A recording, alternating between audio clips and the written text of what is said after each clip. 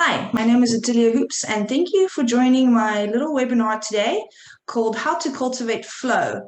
This is basically a quick guide to help you tap into the flow state with your flow prop or just in your life in general.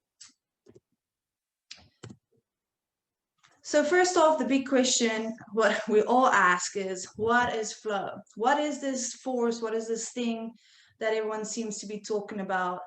And it basically starts in positive psychology, created by Mihaly Csikszentmihalyi. And yes, I practiced his name because it's incredibly difficult to pronounce. But anyway, he did psychology studies on the flow state, or what people call being in the zone, or runners call it the runner high. Basically, what happens, we feel like we're losing time. We are fully involved. We are completely focused. It's almost like being at peace with yourself or being at one with yourself. A lot of times, all the random thoughts, all the crazy things that accumulate in our minds kind of just seem to melt away. And so the flow state basically has shared characteristics with hyperfocus, so being in the zone. So we can think about it a little bit like water. You know, water can be flowy when it's slow. It can be like this image right here. It's beautiful, ethereal. It's going with the rocks. It's flowing around, and it's just wavy and it's great. It's positive. There is a negative side to it as well. There could be a crazy rainstorm, and you have all this water just gushing through, pushing its way past the rocks, breaking, turning into mud, sticks everywhere. It's just a big old mess. So life is a lot like that. We can have this positive flow, we can have this negative flow, and you can cultivate either of them depending on what you do. You can also call it the force if you want to, or karma. I think everyone really has a different word for it, but it's all the same interpretation of this energy force that's within us all. So yes, we'll be talking about the positive side and not the negative side. So benefits, there are tons of benefits once you start understanding how to utilize the flow in your daily life instead of just doing it when you're hooping or spitting poi or whatever. And sometimes that's also fleeting. It doesn't happen every time you go for practice. So there are some ways to work around that to make sure that you basically do that every single time. But yeah, real quick, the benefits, it will focus your attention on what's important and positive. So it will kind of start leading you away from these things that will drag you down, which could be a lot of negative self-talk, a lot of self-berating. It will lead to improved performance. It will accelerate your learning and your skill development. And this is all to do because you're focused, right? You are in the zone, you're there, and it's happening. So it just helps enhance your productivity. It can also make you more comfortable with rising to challenges that you actually set up for yourself, and not what other people want from you. So it kind of makes this basis for growing yourself in a more of a healthy way of what you envision instead of what someone else envisions for you. And so it can also increase your enjoyment and creativity. So it's a lot like a hula hoop. It's a constant interaction of emotions that support one another. So the more you do it, the more beneficial it becomes, the more practiced you get with it. And so you can also think about this kind of like as a muscle that you practice. The more practice you do, the easier it gets. And it's not always going to turn out the way you want in the beginning, but it will get better. The foundations to cultivate your flow is basically structure, mindset, patience, goals, and practice. So structure being your daily routine. If you're going to wake up every day at a different time and go to bed at a different time, you're going to be constantly leaving your body in a jet lag situation, because that's what jet lag is when your body clock is off. So that's a simple way of fixing structure. Making sure that you're having your snacks, making sure that you're eating your lunch and eating your dinner on time. That is all to do with your structure. Mindset has to do with your mind, obviously, and how you set it forth. So if you have a negative view on this, like, oh, I can't do this, then you're probably not going to do this. But if you change it to, I can't do this yet, you leave yourself that space for improvement. Just by adding that one word yet at the end makes a big difference of your interpretation of the situation.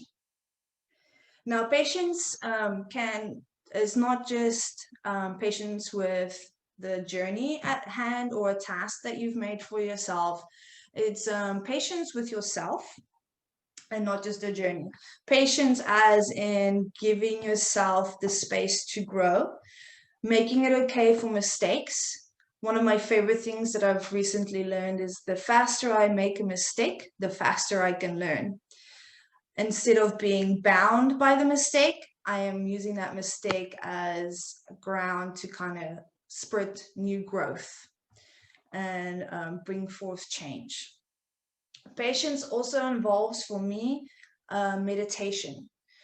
That means the patience to stop and give your mind the rest that it needs, to let all those crazy thoughts just kind of float away for a minute and you just kind of being one with yourself.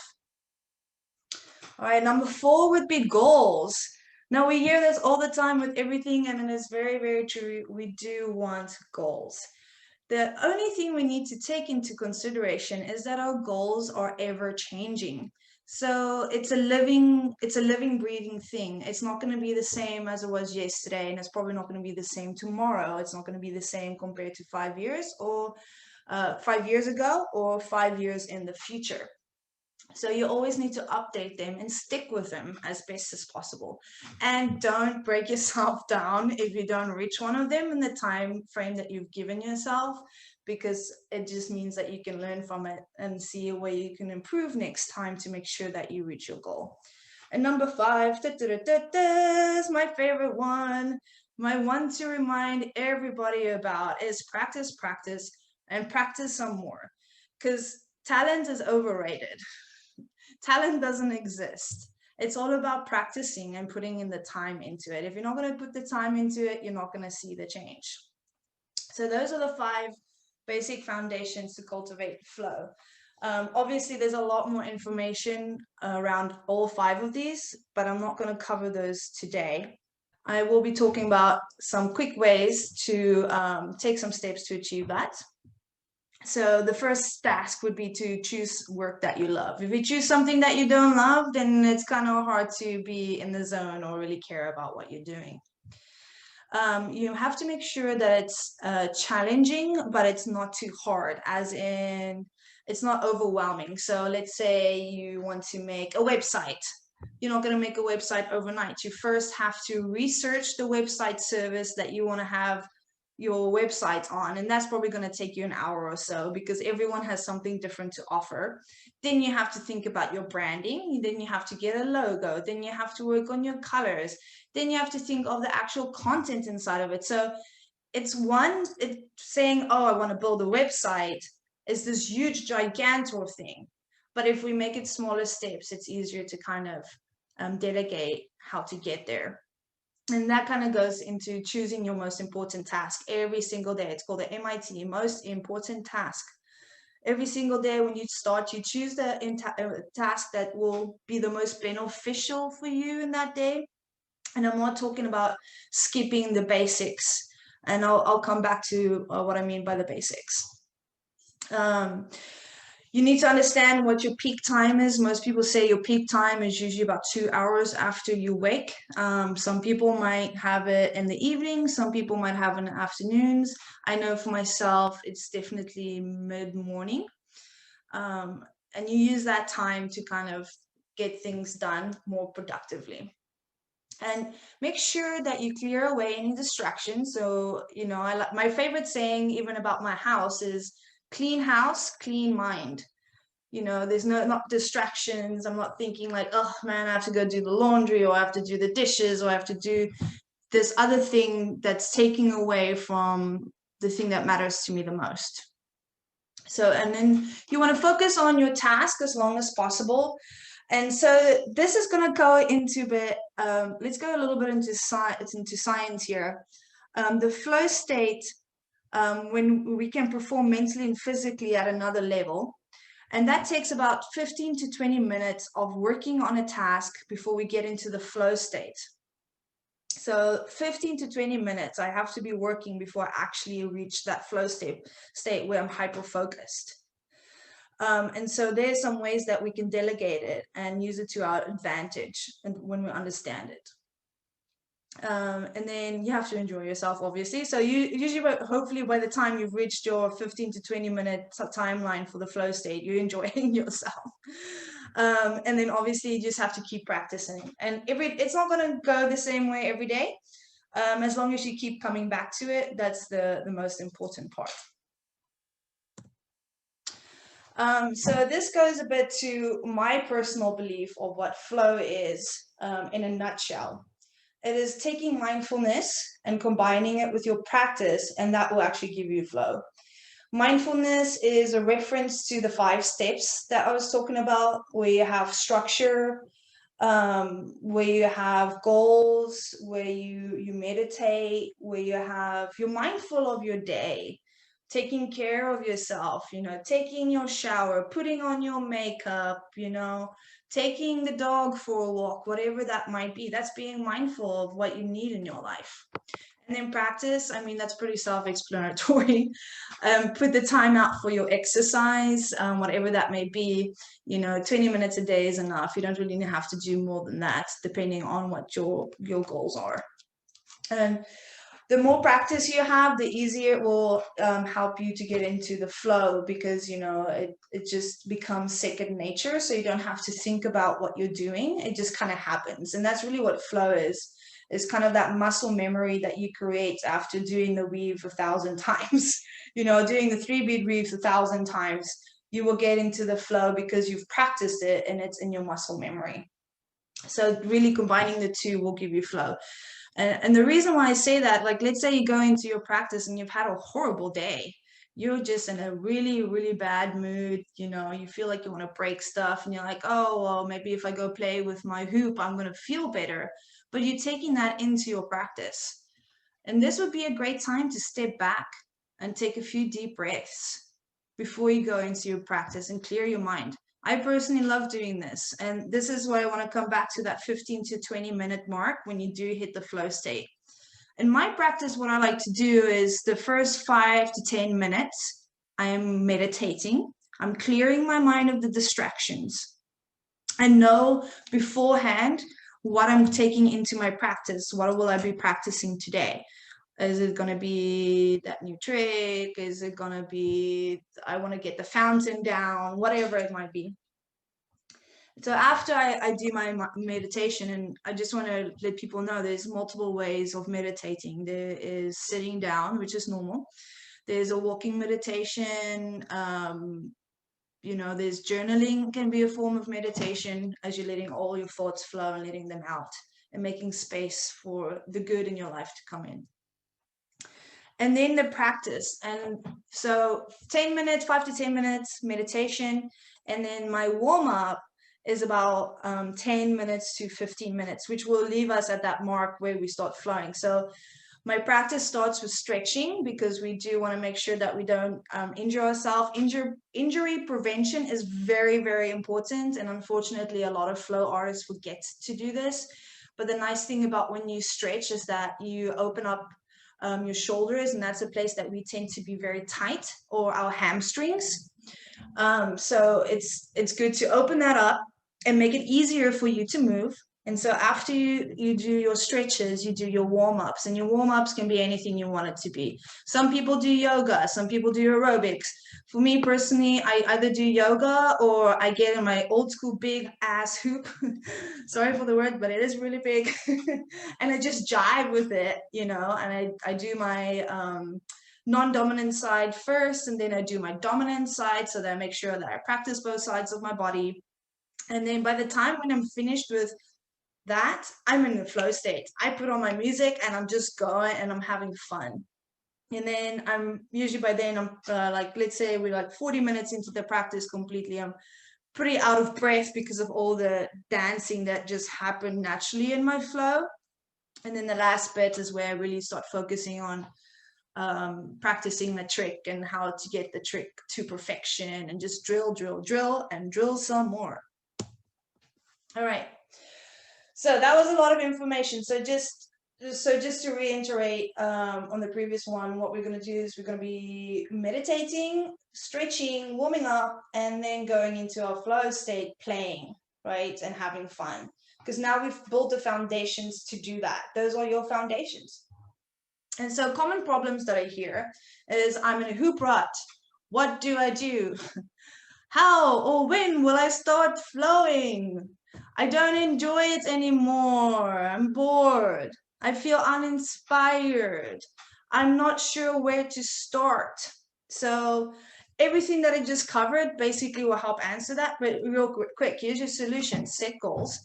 You can keep a flow journal. So every time when you flow, you afterwards kind of jot down your experience with it. Go into your practice with intention. That goes back to setting goals. So even though your overall goal is to do the splits, you do need to have in your practice, like, today I'm going to practice my half splits, and today I'm going to try to open up my hips a bit more. So that's going into your intention. So it's smaller steps. Put down your phone. Ignore it, turn it off, give that time to yourself. And the time that we're like, oh, we have to be connected all the time, you don't have to be connected all the time. You can do whatever you want. So turn your phone off for a bit and take that time for yourself. I just learned this analogy, and I really, really like it. I think it goes so well with this. It's called sharpening the saw. So think about a saw that's blunt, trying to cut down a tree. It's going to take a long time. It's going to be tedious, and it's just not fun. But if you stop to sharpen that saw for a bit, you're probably going to cut down that tree in no time. So that's a beautiful analogy for you to stop and take the time for yourself to meditate, to journal, to warm up, to exercise, and then flow. All right. Meditate to clear the clutter. There you go. And stretch and exercise. So those are just some easy ways to get you out of a hoop rut. And it's not a perfect process. There's going to be a lot of blood, tears, and sweat involved. There's going to be a lot of experimenting. One day it's going to work, and another day it's not going to work. Some things I found that works for me is that I like to have my most important tasks, but like my daily things that I want to get done, like did I check my emails? Did I do my stretching this morning? Did I do my meditation? Did I journal? Am I drinking enough water? Am I eating healthy? All those things start coming together. All those small things come together to make the bigger picture. And I think flow is really coming back to basics, the basics of life, the basics of taking care of yourself. Because when you don't do that, it's really hard to get into that flow state. And I'm speaking from personal experience here. So that's basically how we take the flow into our daily lives. So let's stay connected. You can find me on Facebook, Instagram, Patreon, YouTube, all under Otillia Hoops. That's with 2 L's and 2 O's. Or my website is otilliahoops.com. And if you want to delve deeper, please message me, reach out, as I will be making a more in-depth course to help people build these foundations for their hooping. And then afterwards, I'll probably do a version of how to incorporate that into the actual practice. So thank you so much for watching. My name is Otillia, and this was How to Cultivate Flow.